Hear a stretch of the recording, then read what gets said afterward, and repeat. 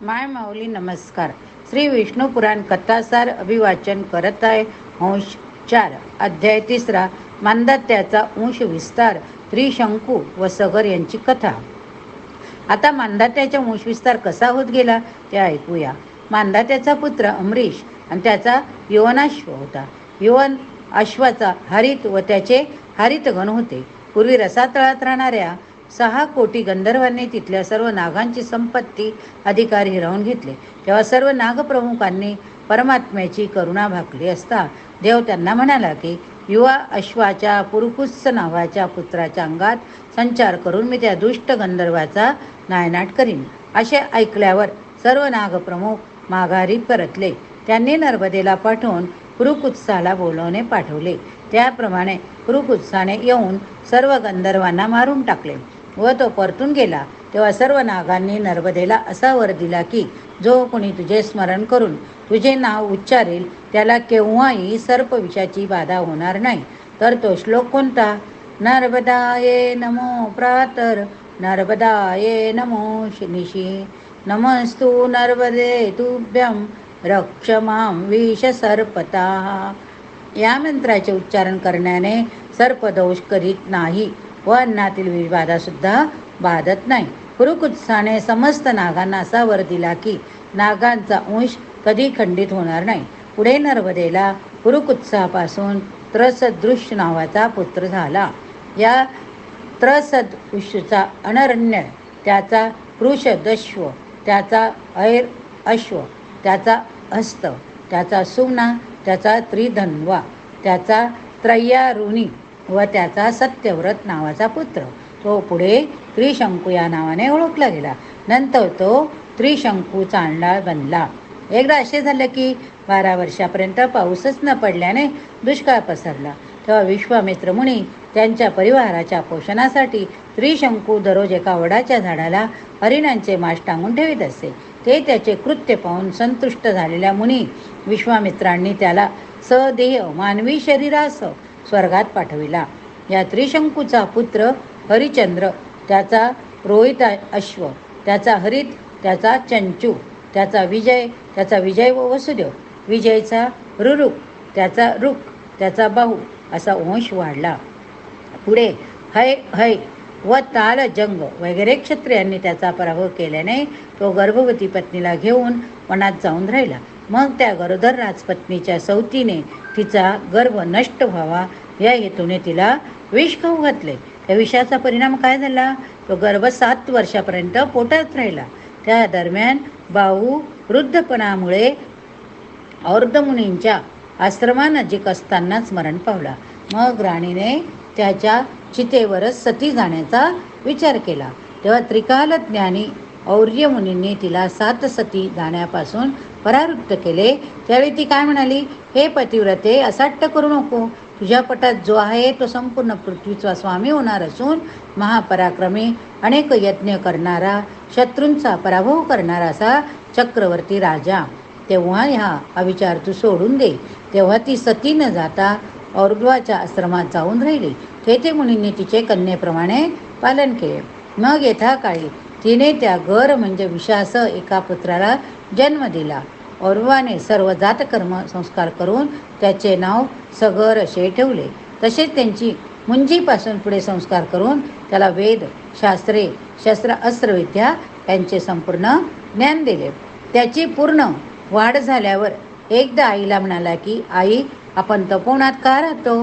माझे वडील कुठे? तेव्हा आईने त्याला संपूर्ण इतिहास सांगितला.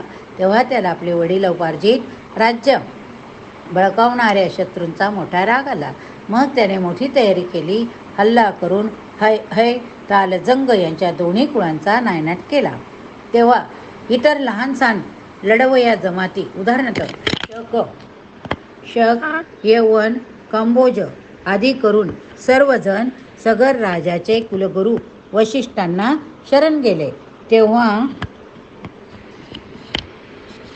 तेव्हा त्यांची भीती जाणून त्याने सगरला सांगितले की बाळा, अरे या दुर्लभांना मारून कोणता लाभ होणार? म्हणून मी यांना समाजाच्या बाहेर स्थान देत आहे. ती आज्ञा सगराने मान्य केली आणि त्या सर्वांच्या पोशाखात राहणीमानात बदल केले. यौवनाच्या डोहीचे केस कापले, शकांना दाढीविरहित केले, पारदांना केस वाढवण्याची अनुमती दिली व इतर लढाऊ जमातींना वेद अध्ययन व यज्ञकर्म करण्यास मनाई केली. त्यामुळे त्या सर्वांना मलेच्छ असे नाव पडले. नंतर सगर राजसनावर बसून 7 बेटांनी युक्त अशा पृथ्वीवर राज्य करू लागला. अध्याय 4. सगरापासून श्रीरामचंद्रापर्यंत. राजा सगराला 2 बायका होत्या. एक कश्यपाची कन्या सुमती, दुसरी विदर्भ राजाची कन्या केशिनी. त्यांनी आराधना केल्यामुळे ऊर्ध्वमुनी प्रसन्न झाले व म्हणाले की तुम्हा दोघांपैकी एकीला वंश चालविणारा एक पुत्र मिळेल, दुसरीला 60,000 पुत्र होतील. तेव्हा जशी इच्छा असेल तसे मागा. मग केशिनीने 1 पुत्र व सुमितीने 60,000 पुत्र मागितले. पुढे केशिनीला असमंजस नावाचा 1 पुत्र झाला. सुमतीला 60,000 पुत्र झाले. असमंजसाला पुढे अंशुमान नावाचा 1 पुत्र झाला. परंतु असमंजस हा लहानपणापासून दुराचारी होता. तथापि पित्याला अशी आशा वाटत होती की मोठा जाणता झाला की तो सुधारेल, पण त्याचा स्वभाव कायम तसाच राहिल्यामुळे पित्याने त्याचा त्याग केला. त्याचे 60,000 भाऊसुद्धा तसेच निघाले. मग त्या सर्वजणांनी मोठे थैमान मांडले, यज्ञयाग बंद पाडले. तेव्हा देवांनी मिळून कपिलाची प्रार्थना केली असता ते म्हणाले की थोडा काळ धीर धरा, लवकरच या सर्वांचा नाश होणार. याच सुमारास सगराने अश्वमेध यज्ञ आरंभिला. त्यावेळी त्यांचे पुत्र घोड्याचे रक्षण करीत असताना कुणीतरी तो घोडा चोरून नेला. त्यावेळी घोड्याच्या पावलांच्या ठशाच्या अनुरोधाने त्या सगर पुत्रापैकी प्रत्येकाने एक योजनाप्रमाणे पृथ्वी खणून काढली. जेव्हा ते पाताळात गेले तेव्हा त्यांनी तेथे त्यांचा घोडा चरत असलेला पाहिला. जवळच तेजस्वी कपिल मुनी डोळे मिटून शांतपणे बसलेले त्यांना दिसले. तेव्हा त्या सर्वांना घोडा त्यांनीच चोरला असावा असे वाटून ते शस्त्रे उपसून मोठा कोलाहल करती मुनीला मागणं मारण्यासाठी धावले असता मुनींनी रागाने पाहताक्षणी ते सर्वांच्या सर्व जळून खाक झाले. हे वृत्ती समजले तेव्हा राजा सगराने आपला नातू अंशुमान याला पाठविला. तो पाताळात गेला. भक्तिपूर्वक कपिल मुनींची स्तुती करू लागला. त्यावर संतुष्ट होऊन मुनी बोलले, बाळा, तू हा घोडा नेऊन आजोबांना दे आणि तुला जे हवे असेल ते मागून घे. पुढे तुझा नातू गंगेला स्वर्गातून पृथ्वीवर घेऊन येणार आहे. त्यावर अंशुमान म्हणाला की मला असा उपाय सांगा की जेणेकरून हे ब्रह्मशापाने मेलेले माझे पितर उद्वरून स्वर्गात जातील. कश्यप म्हणाले, मी अगोदरच तुला सांगितले की तुझा नातू स्वर्गातून गंगेला पृथ्वीवर घेऊन येईल. त्या जलाचा याढांना स्पर्श होताच हे सगळे स्वर्गात जातील. विष्णूच्या पायाच्या नखातून उत्पन्न झालेल्या गंगेच्या पाण्याचे महत्त्व फार मोठे. हे जशी इच्छा असेल त्याप्रमाणे सर्वांना फळ देतेच, परंतु मृतांच्या अस्थी, चांबडे, स्नायू अगर केसांना जरी त्या जलाचा स्पर्श झाला तरी त्याचा उद्धार होतो. तेव्हा त्यांना प्रणाम करून अंशुमान घोडा घेऊन सगराकडे आला. मग सगराने यज्ञ पूर्ण केला. अंशुमानाचा पुत्र दिलीप त्याचा भगीरथ झाला. पुढे भगीरथाने गंगेला पृथ्वीवर आणले म्हणून तिचे नाव भागीरथी असे ठेवले. भागीरथचा पुत्र सहोत्र, त्याचा श्रुती, त्याचा नाभाग, त्याचा अमरीश, त्याचा सिंधुद्वीप, त्याचा अयुतायू, त्याचा ऋतुपर्ण झाला. तो जुगार खेळण्यात मोठा वाकबगार असून नळराजाचा मदतगार होता. ऋतुपर्णाचा पुत्र सर्व काम, त्याचा सुदास, त्याचा मित्रसु होता. हा एकदा शिकारीसाठी अरण्यात गेला असताना त्याचे 2 वाघ पाहिले त्याने. त्यातील एकाला त्याने बाणाने मारले. खरे तर दोघे मायावी राक्षस बंधू होते. मरतेवेळी त्याचे राक्षस रूप प्रकट झाले. त्याचा भाऊ मात्र सूड घेण्याचे ठरवून पळून गेला. नंतर काही काळाने राजाने एक यज्ञ आरंभिला. त्यावेळी मुख्य पुरोहित वशिष्ठ स्नानाला गेले असताना त्या राक्षसाने आचार्याचे रूप घेतले. भोजनात नरमास शिजवले. दुपारी भोजनाच्या वेळी ताटात मांस पाहिले. तेव्हा वैशिष्ट्याने अंतर्दृष्टीने शोध करताच त्यांना कळले की ते नरमास आहे. तेव्हा रागावून त्यांनी राजालाच दोषी समजून शाप दिला की तू सुद्धा नरमास खाणारा राक्षस होशील. त्यावर राजाने आपण त्यात निर्दोषी आहोत असे सांगितले. तेव्हा वैशिष्ट्यांनी पुन्हा ध्यान लावताच त्यांना खरा प्रकार कळून चुकला. त्यांनी राजाला उशाप दिला की तो फक्त 12 वर्ष राक्षस होईल.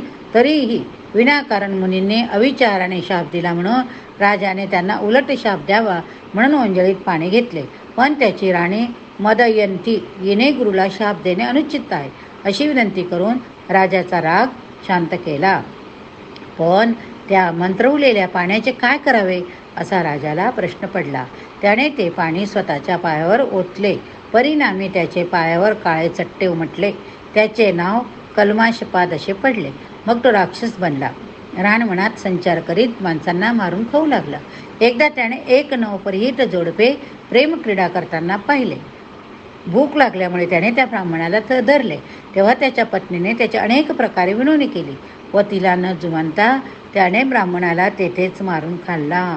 तेव्हा दुःखाने तळमळणाऱ्या तिने राजाला शाप दिला की प्रेमक्रीडेत मग्न असलेल्या तिच्या पतीला खाल्ला म्हणून तो जेव्हा कामर्थ होऊन कोणत्याही स्त्रीला नुसता स्पर्श करेल तर त्या क्षणीच तो मरण पावेल. एवढे बोलून तिने अग्निप्रवेश केला. शापाची मुदत संपल्यावर राजा पुन्हा मूळ रूपात परत आला.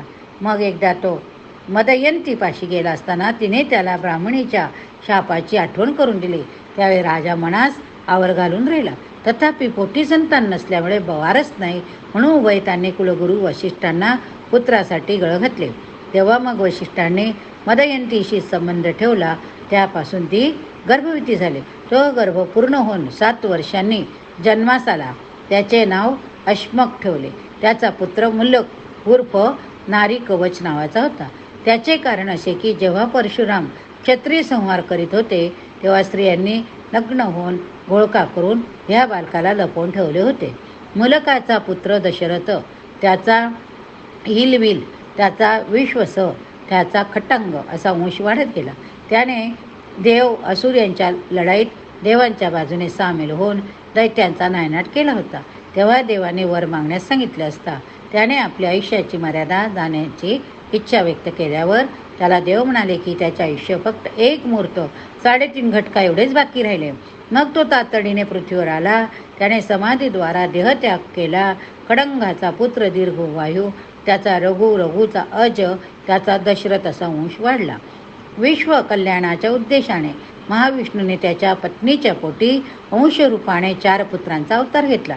ते म्हणजे श्रीराम, लक्ष्मण, भरत, शत्रुघ्न हे होत. श्रीरामाने लहानपणीच विश्वामित्राच्या यज्ञाचे रक्षण करताना मागील ताटिका राक्षसींना मारली. पुढे यज्ञशाळेत पोचल्यावर मारीचाला बाणाच्या फटकाऱ्याने समुद्रपार भिरकावून दिला. सुबाहू आदी करून राक्षसांचा वध केला. पुढे त्याने शिळा बनलेल्या आईलेला मूळचे रूप दर्शन देऊन प्राप्त करून दिले. जनकाच्या राजदरबारात सहजपणे शिवधनुष्य तोडून सती सीतेशी विवाह केला. मग क्षत्रिय वंश संहारक हे कुळ जाणणारा जणू अग्नीच अशा परशुरामाचा गर्व नष्ट करून त्याने सामर्थ्य खेचून घेतले.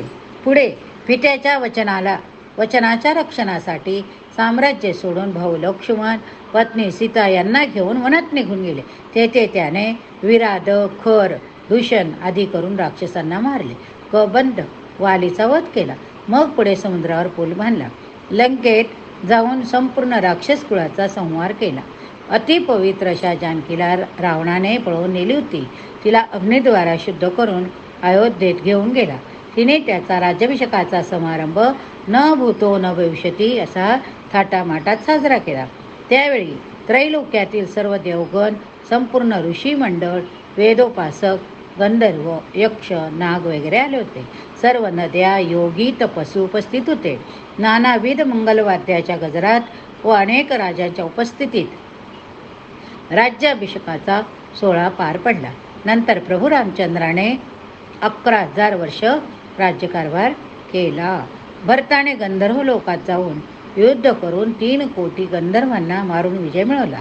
शत्रुघ्नाने देखील मधुदैत्याचा महापराक्रमी बलवान पुत्र जो लवणासूर त्याला नष्ट करून मथुरा नावाचे नगर वसवले. अशा प्रकारे पृथ्वीवर सर्वत्र सुव्यवस्था निर्माण करून नंतर त्या 4 भावांनी जलसमाधीद्वारा स्वर्गलोकात गमन केले.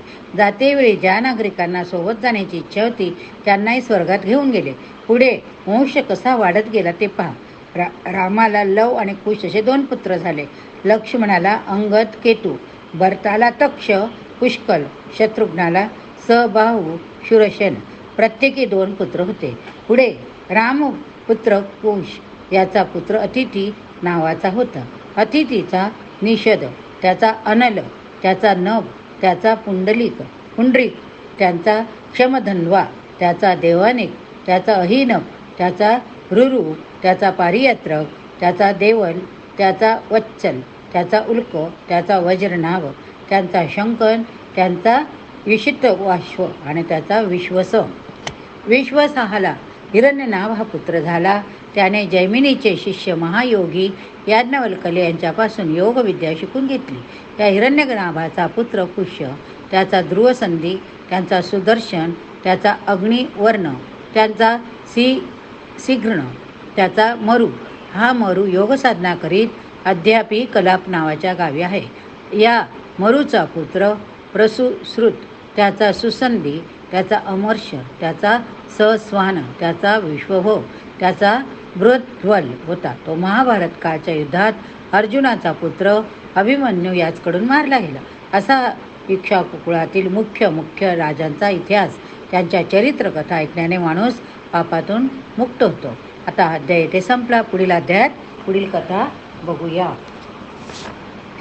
शांताकारं भुजगशयनं पद्मनाभं सुरेशं विश्वाधारं गगनसदृशं मेघवर्णं शुभांगं लक्ष्मीकान्तं कमलनयनं योगिभिर्ध्यानगम्यं वन्दे विष्णु भवभयहरं सर्वलोकैकनाथम्.